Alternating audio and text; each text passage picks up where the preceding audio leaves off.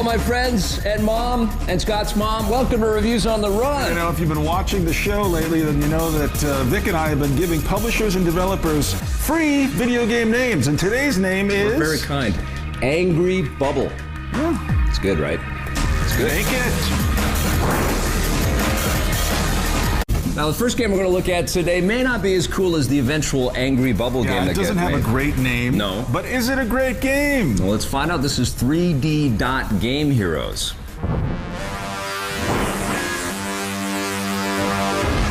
You know, sometimes we can't always anticipate what kind of games are going to show up on our desk. Right. This is one of those times. This is 3D Game Heroes. Well, I mean, we've seen this thing bubbling around on the internet. From Software and Atlas. Atlas is the publisher. You haven't seen any screens? No, I've seen nothing so of this. So this was like out of nowhere. I put this into my PS3, and my eyebrows burst into flames. I had no idea what this was. I mean, you're looking at the visuals right now. Yeah. It's strange. It's startling to my eyes. I mean, it's so rare for me to see something that really shocks me like this. It's a super fun game, but it's an out-and-out homage to Zelda. Or plagiarism. I almost feel as if Nintendo has grounds for something here because it's so similar to what a Zelda experience is going to be. Even the enemies and the bosses at the end of each dungeon. The little fairy creature that follows you around, the little beep, beep, beep when your apples instead of hearts have drifted down. You have your overworld. Yeah. You have your dungeons. Yeah. And you just go back and forth. And you get a nice, meaty single-player quest. I mean, it's probably 20, 30 hours long. It plays exactly like a Zelda game does, but that's why it's terrific. But the other thing that this does is that it gives PlayStation owners, and a lot of PlayStation owners through all three of the platform cycles, maybe didn't play the old NES or Super Nintendo Zelda games. Maybe they chose PlayStation first and have looked on as their friends have been playing Zelda games. This is the closest to the classic Zelda experience that you're going to find on any PlayStation game or series. You know, I didn't really love The Wind Waker. Yeah. I didn't love Twilight Princess. I finished The Wind Waker. The Twilight Princess is still in my playlist. Yeah. And probably will be forever. Perpetual playlist, yeah. But I felt like this was sort of a stripping Zelda down to its core roots. It was a return to basics. And it felt really soul-cleansing or something. There was this feeling of like a key going into a lock, and everything just kind of fit together perfectly. It's also a fresh look at it as well. I mean, with the camera tilted down and the pseudo 3D thing and the shimmering lights and reflections off the water and the focus shifting that they've got with the camera. It's also a bit of a satire, too. It really is ironic. The game starts off in 2D, and then the king declares that the kingdom is now in 3D in the name of drawing visitors back to the kingdom again. And every now and then you'll meet a character, and a character will say, boy, there's just so much more mess to clean up in 3D than there was in 2D. This is my one problem with it. Even from the earliest Zeldas, there was always an emotional connection with the story. I didn't really feel that connection here. It's so aware of itself, and that consequently takes a lot of the heart and soul out of the experience, but it doesn't remove any of the fun. I mean, what they've done is they've captured the mechanics and made it super playable. It's almost like it's playing itself. You find yourself sitting there for hours and hours because you know the routine. Zelda muscle is so developed. Exactly what it is, right. I do wish that it was a bit more of a departure. It's as if someone has repainted the Mona Lisa or something. I kind of wish that they had went into the eras of Zelda. As you're progressing through the game, you're also progressing through the art eras. There was just something just so refreshing about this and so exhilarating. I really loved this. I'm going to give it a 9. I'm going to give it an 8.5 out of 10.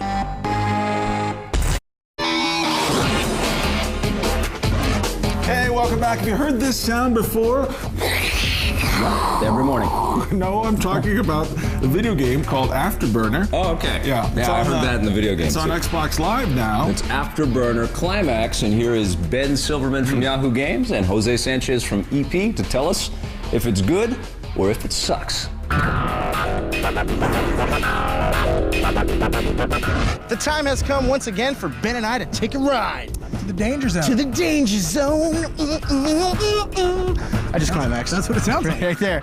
Afterburner Climax, now available on XBLA and PSN, and was also available in arcade cabinet form back in 06. Yeah. But now you can have it in your console as your arcade or your network unit. What did you think? You know, usually when you start up a video game, you get that little seizure warning. Warning, this Who pays game, attention to those? This game might cause a seizure. I kind of skipped it, and then I hopped into the game, and then 5 minutes later I turned off my machine, turned it back on, and reread the seizure warning to make sure I didn't have a seizure. This game is so fast. It is bananas. Holy crap, man. You kick off into this game, you're like, all right, it's Afterburner. I remember beating Afterburner in the old Afterburner in the arcade when I was a kid. Yeah, back in the city. And this game, wow, it's gotten a lot faster. It is very fast. I mean, the arcade version of this had a giant, crazy cabinet that you would hop into, and it would kind of give you this whole kind of movement, rotational thing. Which is how I was feeling after I played the game. Yeah, you pretty much feel that way just sitting on your couch. It's really, really fast. Now, it's still pretty linear Afterburner stuff, which means you're just sort of flying straight. Flying and shooting planes. Yeah. But that's what Afterburner's targeting, shooting off missiles. If you're looking for zombies or aliens, you're not getting them in Afterburner. No, you're not even really getting much other kinds of control other than flying and shooting and flying and shooting. Yeah, and then you can press brakes, which, I mean, who uses the damn brakes? It's Afterburner. Yeah, you can actually control your throttle, but the Afterburner part doesn't seem to matter. It's mostly targeting. Things go by really, really quickly in this game. Really low percentile. I think to their credit, they managed to get the arcade visuals totally accurately here. It looks amazing. It looks fantastic, especially at the speed. I mean, that's pretty much the one thing I can convey about this game. It's so damn fast. Yes. I can't put my stamp on that point enough to where this game is fast. Read the seizure warning. You're going to have to, because this game will fly by. You'll be like, oh, what? Level's over? Damn. Yeah, it goes by quickly. And, you know, it doesn't make a lot of sense. There's an actual story, not a story, but like a bunch of levels that you go through, and you actually get 2 or 3 different options where you can pick a path. None of it makes any sense. I just picked the one that sounded the deadliest. Right. And the levels look pretty good. They don't look very different from one another. They tend to just be like a color difference. It's hard to see the levels sometimes because you're going so damn fast. You're just staring at planes whizzing by and hoping to dodge missiles and stuff. And you can choose different planes. That's right. You've got 3 different planes to choose from. You can do different paint jobs. There's leaderboards. There's a score attack mode. Yeah. I mean, you're not going to get a ton of like gameplay out of it. You're not necessarily going to be up all night playing this game. You can't handle. You play this game for about half an hour at a time, maybe. So it's the kind of game that you're really just going to play over and over again, trying to maximize your score, get higher on the leaderboards, do better than Don Fubar. That's really the only reason why I would good luck at that. You know, it's funny that the climax mode in an Afterburner game is slow down. You know, right. It's like, what? I could just like detonate everything on the screen. It's like slow. Because if it sped it up anymore, your brains would explode. This game can't be any faster. But I mean, it's at least it's visually pleasing for the time that you can actually look at the screen and play. So what are you gonna give Afterburner Climax? 7 out of 10. I'm giving it the same score, 7 out of 10. Pretty good.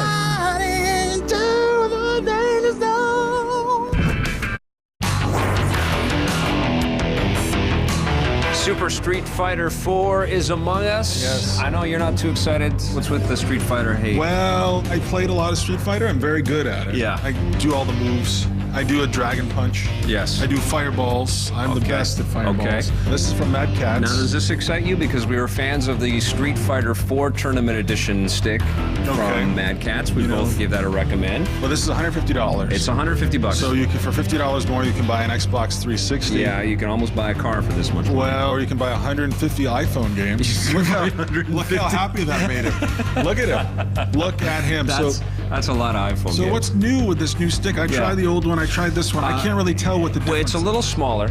It's not quite as large. It has the same heft and weight because it uses all the same Sanwa components. So it's got really rock-solid arcade stuff. I mean, just go ahead and try to break it. Not really, because it's $150. It feels good. Yes. Like, I like how the thing feels solid. You know, sometimes you'll get these peripherals, and they'll just feel junky as soon as you take them out of the box. This thing, even the box this thing comes in. Well, you know how it is when you're playing fighting games, especially good ones like Street Fighter 4. It gets frantic up You're in there. freaking out, right? Yeah, you get sweat starts stuff flying. Breaks. Sometimes there's blood. Yeah. So I'm going to recommend. This thing gives as good as it gets. Yeah. Recommended from both of us. There you go, Street Fighter fans. It's the DSi I'm looking at today, and it's Mr. Driller Drill Till You Drop in the DSiWare store. I picked up a copy of this, and this is the same game that we have been playing for 11 years. Namco Bandai, we need a little bit more out of you. Basically, you pick your little driller, and you got 6 different characters to choose from, and you start drilling. And if you match up the various colors, if you start linking things together, things start collapsing. The object of the game is to stay out of the way of the collapsing debris and level up your character. character, and move on to the next challenge. The game's bright and colorful and has that classic Mr. Driller cartoony flair to it.